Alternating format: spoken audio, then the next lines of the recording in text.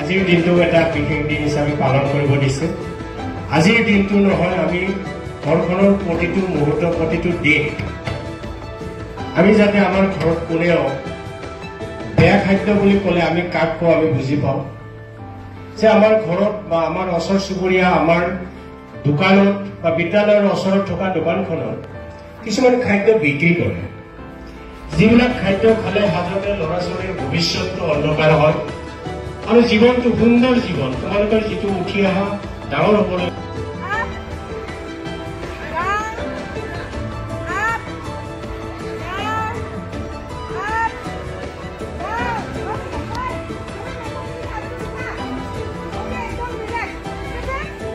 কি কৰিম চোৱা, হাতটো এনেকে ৰখা চবে আৰু ভৰি দুখন অকণ ভি শেপত ৰাখিবা সকলোৱে।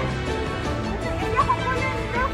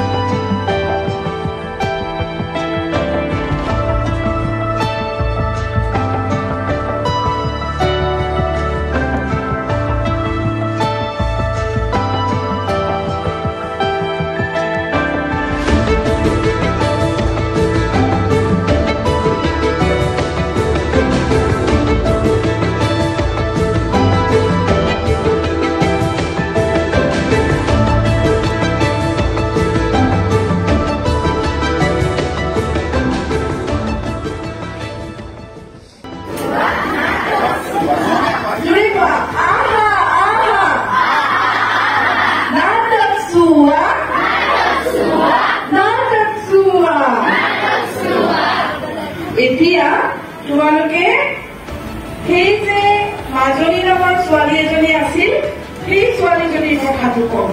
মাজনীৰ মাকে মাজনীয়ে আগৰ দৰে পঢ়া শুনা নকৰি শুই থকা দেখি মাজনীৰ কাৰণে বৰ চিন্তা হৈছিল আৰু এদিন মাকে কি কৰিলে, এয়া মাজনীৰ মাক আহি মাজনীক বিচাৰিলে।